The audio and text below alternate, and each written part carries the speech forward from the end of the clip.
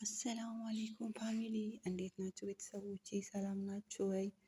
ይኸው ዛሬ ቴምር ሁሌም በአንድ አይነት ከምንበላው እስቲ ለየት አድርገን እንሰራውና ላይንም ደስ ይላል አሳያችኋለሁኝ። እንግዲህ መልካም ጾም አላህ ያደርግልን።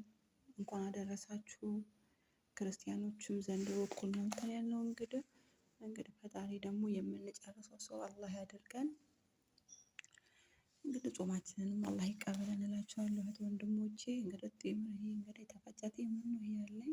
የተፈጨውን ቴምር አልበል ብዬዋለሁኝ። ከዛም በኋላ ይሄንን ደግሞ ፍሬውን አውጥቼዋለሁ ማለት ነው። ፍሬውን አውጣውና ውስጡ ይታያል አይደል? ውስጡ ለውዝ አደርግበታለሁ። እስቲ አንዳንዴ ለየት እናደርገው። ያንንም አልበል ብዬዋለሁ። ይሄንንም ፍሬዎቹን ካወጣሁ በኋላ ውስጡ ለውዝ አደርጋለሁ ማለት ነው። የተፈለፈለ ለውዝ እና የተፈጨ ለውዝ አለ ድቅቅም ያላለ ማለት ነው። እስቲ መጨረሻውን ይሁን ቆንጆ አርግቼ ያሳያችኋለሁ። እናንተም ሞክሩት። ለሱፍራም ያምራል። ሁሌም በአንድ አይነት ስታይል ከምንበላ ለየትም ባለ ደስ ይላል። ደህና ሁኑ ፋሚሊ። መጨረሻው እንደዚህ ሆኗል። እናንተ ሞክሩት። እንግዲህ ይሄን የመሰለ ቴምር እየሰራን